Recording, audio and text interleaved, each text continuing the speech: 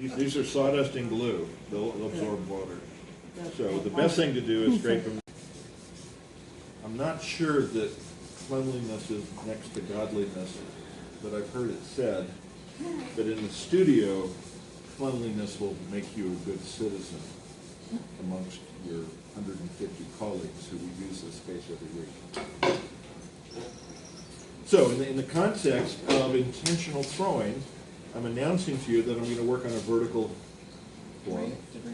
And the weight is just a tad under 3 pounds. So what do you expect to see happen? You're going to have a short, smaller pad, and then you're going to go up. So I'm not going to flatten this out? No, No. No, probably not. it's a cylinder. I realize I'm being really obvious about this, but I just want that whole concept to sink in because it takes a while. Good-looking boss with a plate.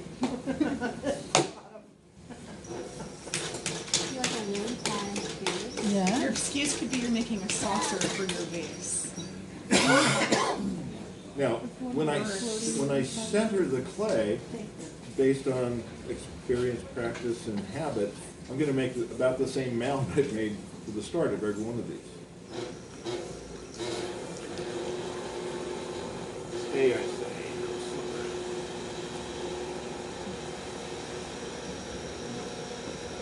So that part's familiar. Depending on the shape of the vase you want to make, maybe that's fine. But if I'm focusing on tall, then I want my clay to be more compact, more vertical. So I'll work to move that mound inward some. Almost like the cylinder that we were making, It could be a cylinder or many variations on that. but I meant the bottom of it. Yeah, that I'm going to keep clay on the bottom. Yeah. Well, It loses its definition of a vase when it won't hold water. What if it were fake flowers? What do you do, cheeky? Well, you pick it up, Yeah, no, and you the don't flowers need go water. right through, right? No, they would hold up their flowery petal mat itself. Flowery petal mat. Yeah. I give. That was great. You win. But you could never Unless put you're using real like fake flowers. baby stuff or something like. Fake babies. So I go back, when I do this form, I go back to undercutting from the inside. I want that clay up in the wall.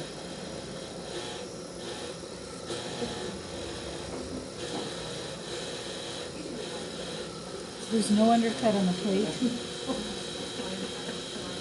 No.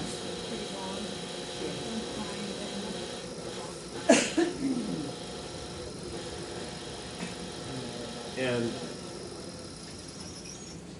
you may remember a little discussion about collaring. I'll revisit that in just a moment.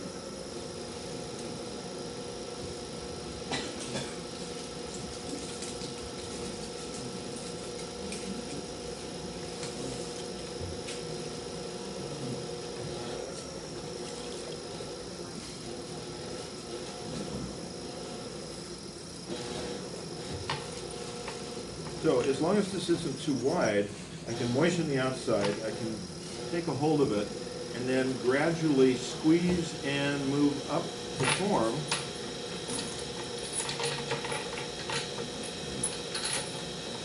And the piece becomes narrower in diameter, taller in height, and usually a little bit of unevenness works out here at the top, and so that's where I come in and will trim that off.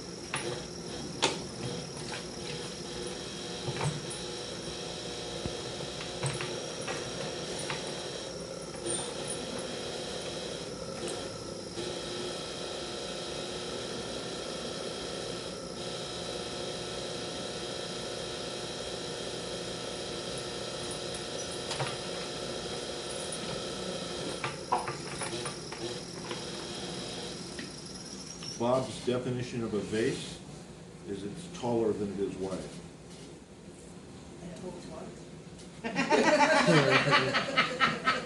I would like that. It's a useful add-on.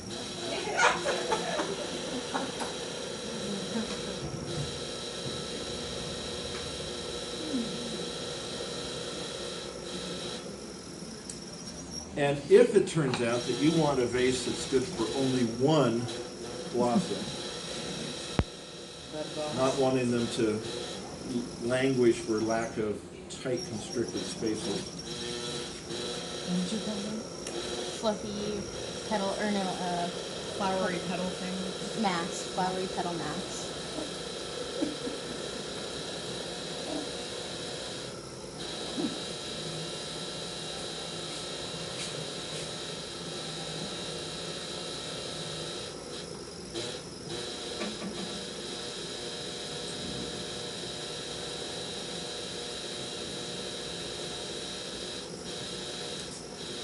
The taller your vase,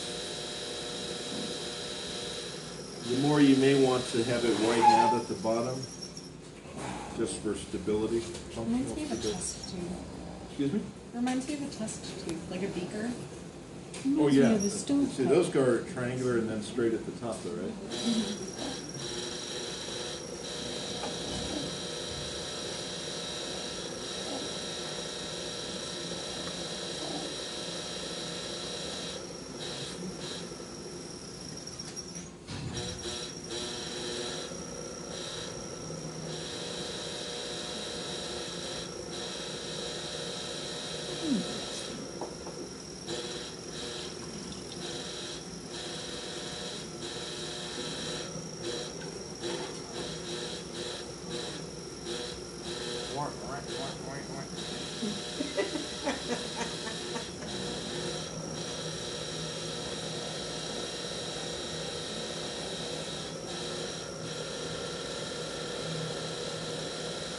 Oh, are you pinching that a little bit?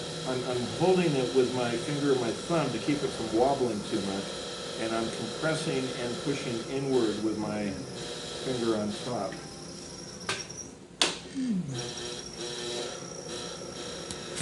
This is somewhat industrial. Give a little undercut bedline at the bottom.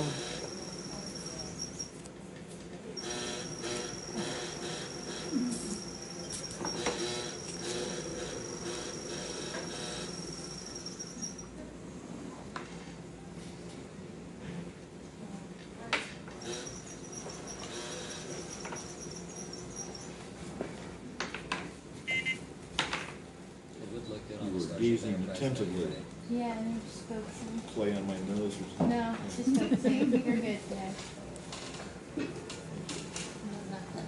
Yeah, no, we buttoned it all done. I don't know, it's just, We got some good mileage out of that. There's no jewelry inside. yeah. Well, it's rain. There's no jewelry inside. Yeah.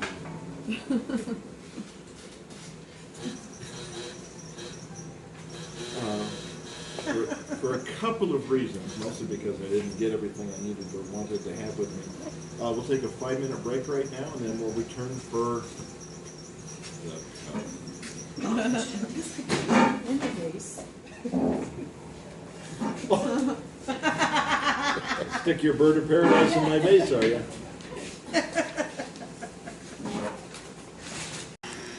There's almost no absorption, so it remains quite fluid. And it makes it much easier to spread. And if you don't get the underglaze on thick enough, most of you are familiar with brush strokes on your pieces.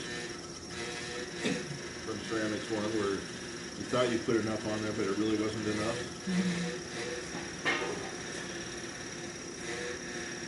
So here, if you have a brush stroke, it's just a concentric line running around the surface of the cup, and it's much less distracting.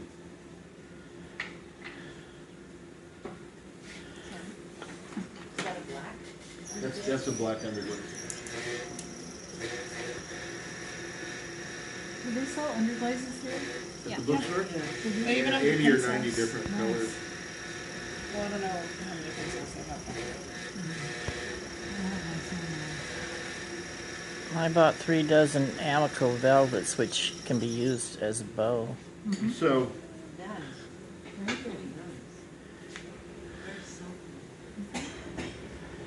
And when the piece is leather hard, Just make the door. you can Construction. graffito through it.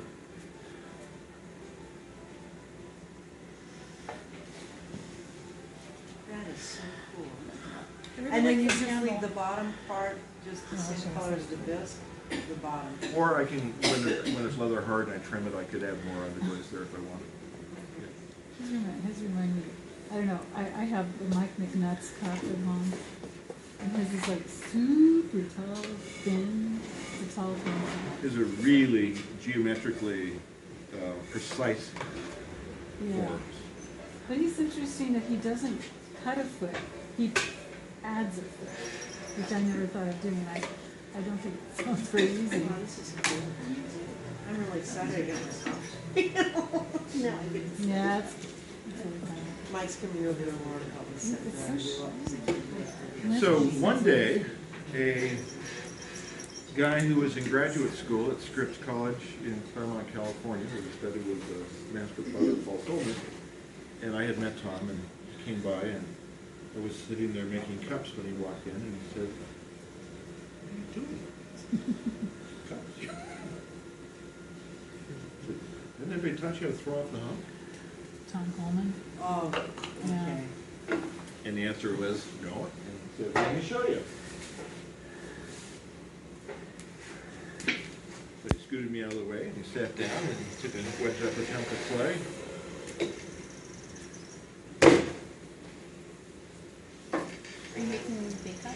Got too much wine. Are you making really big cup? No, no, I think He's gonna throw off the hump. Oh, I could, but no. No, I'm You can make all making- kinds of things when you throw them off the that would be a, no, that would it's be, like, You can do that would it. be a big old lids joke, and all making kinds of surveys. stuff are great. Like the guys in my ceramics one class who always want to put two handles of beer, that's a great idea. right? I just put one hand. So instead of having a stack of cannonballs over there and doing these one at a time and having them still attached to a bat,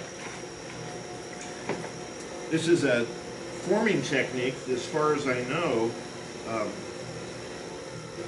was originally developed in Asia, Japan, and China.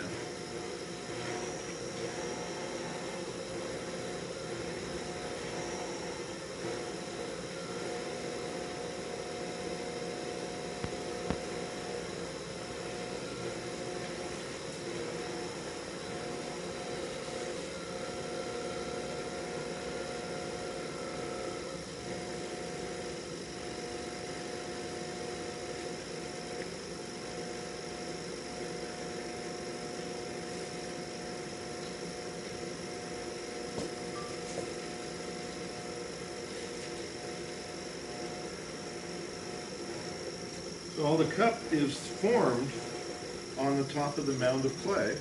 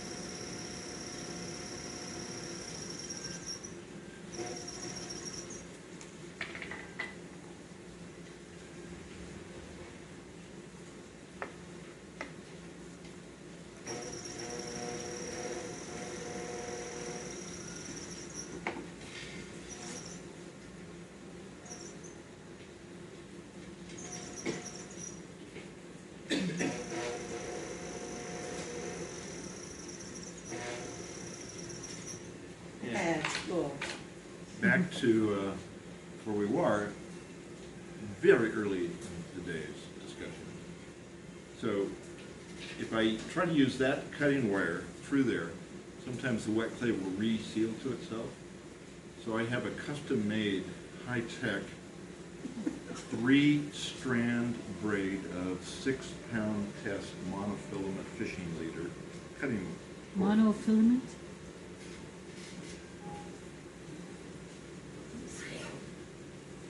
And the braid acts as a transmitter for some air when I cut off, and the clay then can be released. And so when I lay that in the groove, it wraps around itself, and then when I pull, it garrots itself off.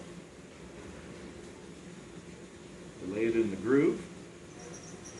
When it comes around, I pull. Another bat. Carol, could you hand me one, please? Are those little notches you made just decorative?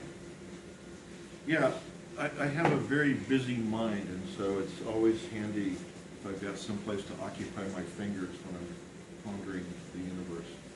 So it's not gonna have anything to do with where you're gonna put your hand?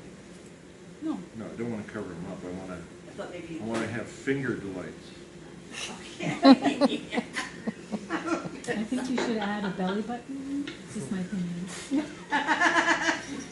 And the secret to what I just did, and I'll do it again, leave it there, is how you go about picking that up, which I'll explain the next time around. Since I have a mound of clay still here, I have to make another cup.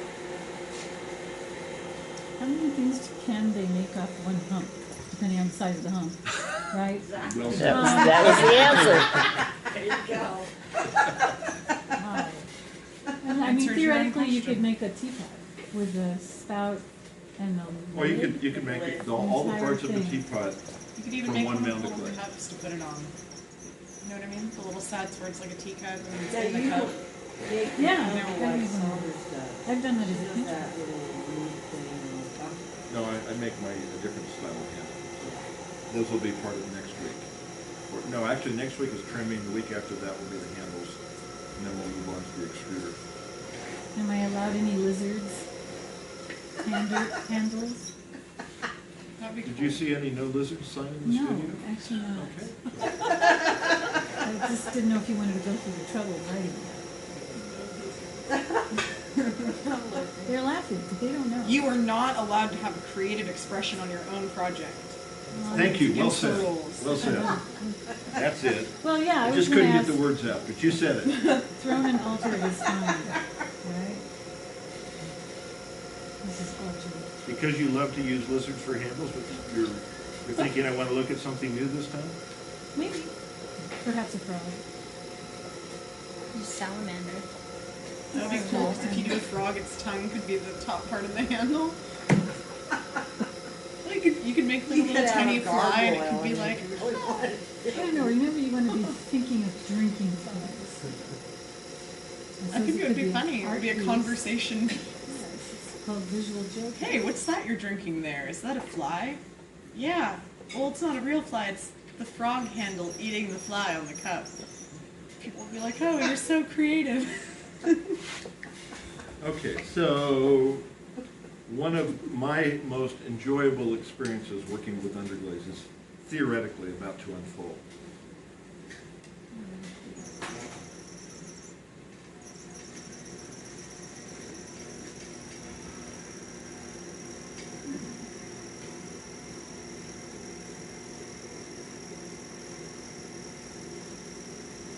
What color is that?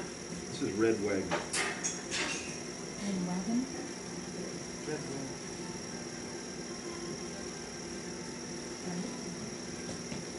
I want to layer it on here quite thickly. To give it texture? No? Give it fluidity.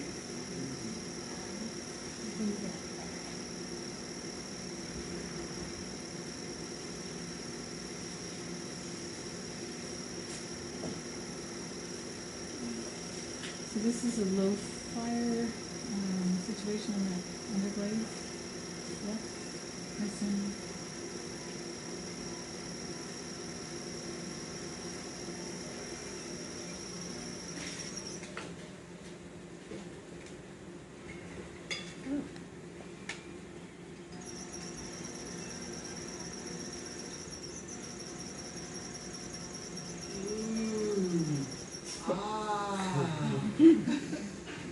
Come on, everybody. Who's that person? He's not done yet. Oh, well, It's drip, isn't it? It's just getting static. I like sound effects. He wants it to drip. Whoa. Very good. He's been a fun guy in kindergarten.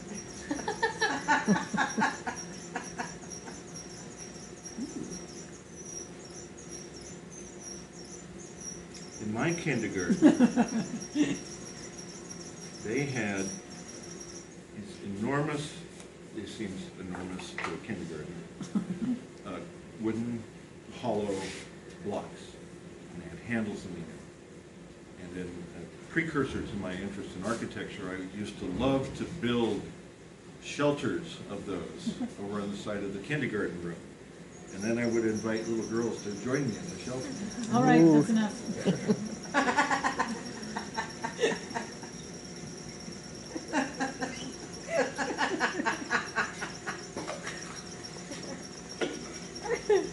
Oh, yeah. So I wasn't into color yet. But he was into the ladies. Hasn't kindergarten changed a lot? Yeah, I would have been kicked out of school so many times. I mean, the stuff we did, we built airplanes with nail and hammer and built stuff. That was kindergarten. So that's the same That's technique. So this is the same technique. That is incredible. Love it.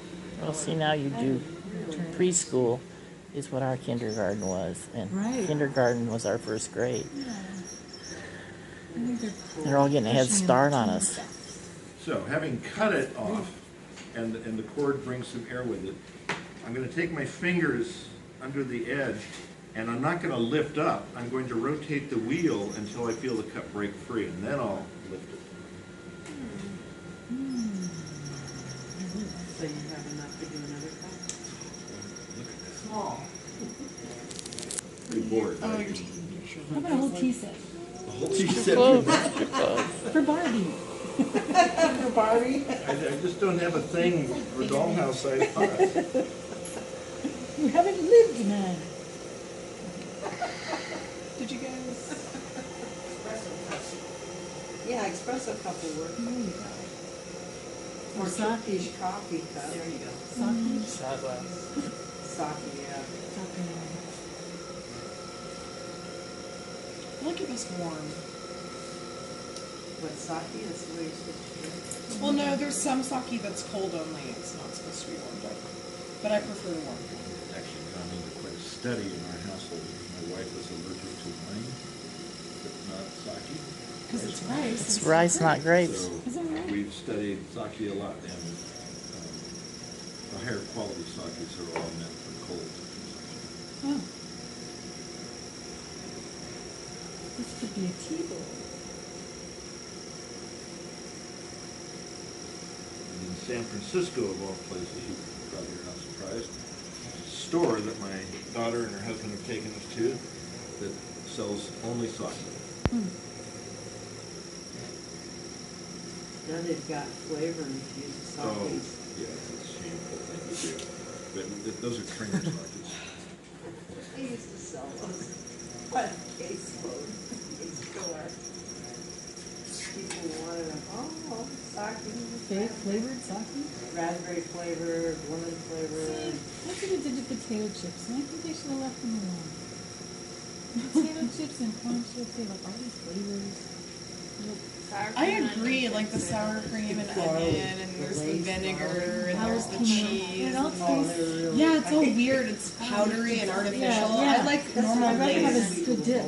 Or like Lay's Ruffles. Yeah, like French onion dip. Some Yeah, 'cause homemade that- French but onion. then the dip doesn't interfere with the chip. Yeah, and you can make it yourself. Compliment the chip. There you go. Compliment your dish. And that's what we have there, is a dip bowl or a salsa bowl. Bob, over in the student store, That'd when be they have the super other for me. places, like you mentioned, do they have the chart to tell you how it's gonna look? I like on your big sleigh body? It's there. It's all there, it's all there. Yeah, but I wouldn't trust them. You know what'd be cool though? Soup bowls with handles, so you don't burn yourself when you're drinking soup. Oh, we have some of those that are like this, and I then it's see like one of those, coffee one mug of handles. those. Well, I was thinking more like Like nutchable. Yeah, Fiesta Ware makes a big one like that. You know, because when you have a mug or like chicken noodle soup, you just want to sit there with your hands around it and be like, it's too hot. So you make handles that you can go, with. have your bucket for your bowl. No, I don't know about that. Well, John Rose that brings our clay here, he makes a coffee cup without a handle, and he puts an indentation, like a dimple in it, and they're real comfortable to use. Yeah, Yeah, they've come along. Do they burn you? I don't know, the one my mother bought is in with all her artwork. but light enough. That's a trick. It takes time to get one like that. So it's thick enough that it doesn't conduct the heat to your hand, but it keeps the heat thing warm in the cup. Right. And you can Perfect. That's I have a mug that it's like somebody's hand is already on the mug, and you like put your hand on top of their mug or their hand. It's weird. I'm so it's like this. No, not really. Their hand is like wrapped around like a regular mug, and you just like have to put your hand on top of their hand, or like depends on how you like to hold your mug. Do they have man hands? I don't think there is such a thing as a crystal. Yeah, underglaze. kind of. It's crystal glazing. That would freak me out. Yeah, Just a little. yeah. See, that's the hard part, because if you have small hands and the cup has big hands, you're like, oh. My fingers fit in between those fingers. So you've it's got- physically three-dimensional fingers. Oh, you get a variation. My grandpa, he can go like this and wrap his hands all the way around. He's really big. Creeps me out when people have like super long fingers in proportion to their hands. Mrs. Obama. Is like the size of my hand. No, I'm just saying, like, you know those people and they've got the palm like the size of my palm, but then their fingers are like from like here to like there, and it's just like all fingers. He's not happy with it, huh? Got a little splash of red in there. Or yellow. Yellow. Yeah, but red inside a bowl. I mean, drops of it. Kind of looks like vampire dish. I don't know.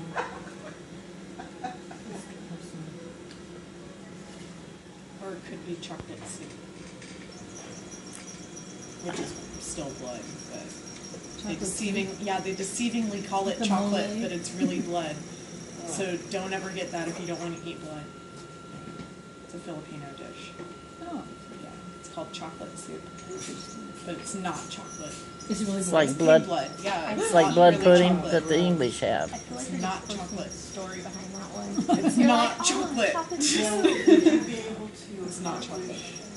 So glad I found that out before I ordered chocolate soup. If the brush was a different size brush or small. Perhaps, yeah. Okay. The flow comes from having a super thickness of underglaze on there.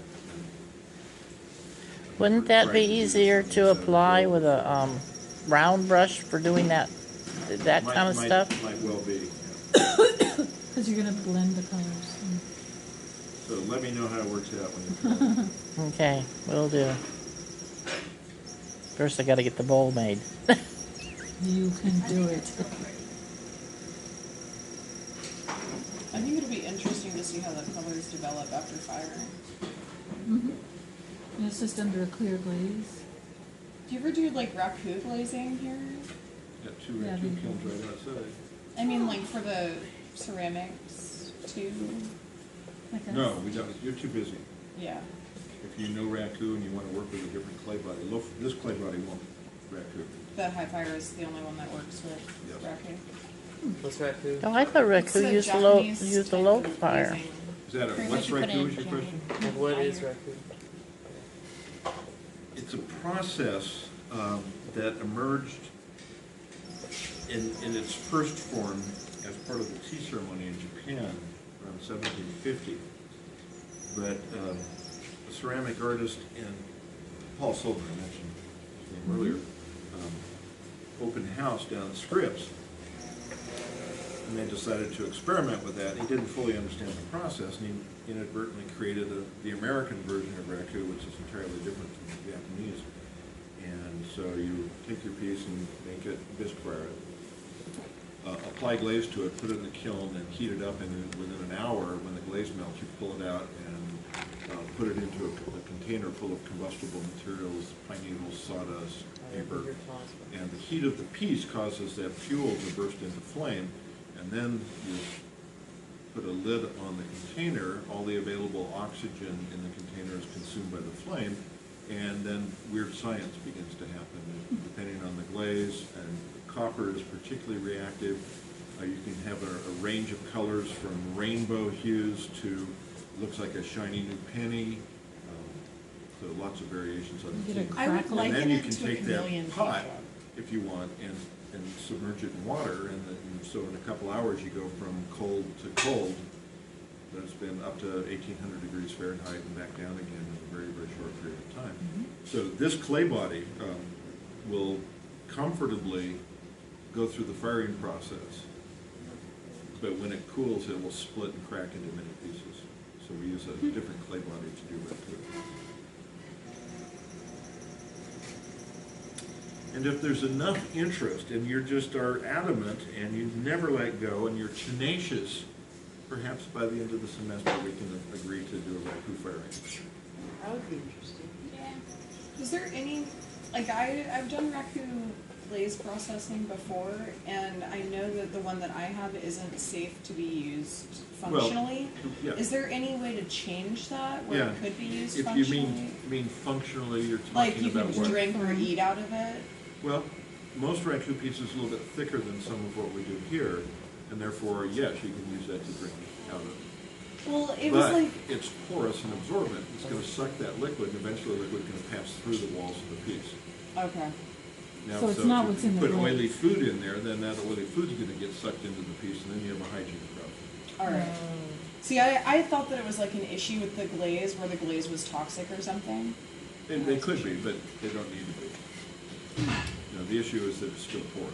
Okay. So people like to make these beautiful raku-fired bases, and then they have to leave a note at the pottery sale that says, don't put water in this, it won't hold it. It's great for dried flowers. Yes. So, any questions or comments or? I'm sure I'll have them as we get started. But I gotta get into it. So you're now ready to make stuff. I hope that you will make only what you intend to make. Or you will accept, because that's a misstatement, that you will accept from yourself only what you intend to make. I just wanted to clarify really fast. For this class, we're not supposed to do the glaze on wet clay, right? For Please, ceramics too. please, only Okay. glazed biscuit. All right. Unless you have a kiln at home, then you can I do wish. it. Okay. Sadly, I don't even So have you a want us balcony or a only patio. Wet on wet, wet. Wet glaze, or glaze on wet, wet You mean this, what I yeah, just did? Yeah, Okay, let's be really clear, this is underglaze. underglaze, This right. is not glaze. Right. So what I'm asking you to do is avoid the temptation to put glaze Right. on greenware, unfired clay. So the underglaze then is okay. It's not just glaze yeah. in general. Okay. Wait. That's what I was. I was just, yeah. I was just like, This material Is underglaze. is like Right. paint for clay, right? But it's not a glass. When it fires, it doesn't turn into a glaze. oh, okay. Glaze is an entirely separate material. All right. Here's the reason, bear with me as I explain this. When Mike's loading the kiln, he's working on an assumption that if a piece is glazed, it's already been bisque fired. When we bisque fire your work, when you put it back on the shelves and it goes through the first firing, it's set in the kiln on the shelf, more shelves, more pots, more objects, more tiles. And the controller is set to heat the kiln to 180 degrees Fahrenheit For 10 hours. for 10 hours. And then it begins to elevate the temperature on up to cone 04, about 1900 Fahrenheit, and it cools. When he loads the glaze firing, the assumption is everything has been previously bisque fired. So he gives it a 2-hour preheat, and then the temperature is sent way above boiling. So If you've got greenware in that kiln with glaze on it, when it heats past boiling and it explodes in the kiln, not only does the piece that's exploded have little bits of glaze, but everything else in there is glazed, and all those pieces settle down on your work or their work, and it all sticks together. right. It's a terrible mess.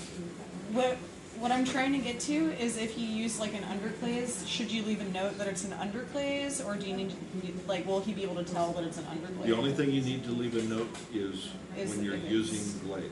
Okay. So if there's no note that it's glazed, then he'll just assume that it's not, and it'll go as normal.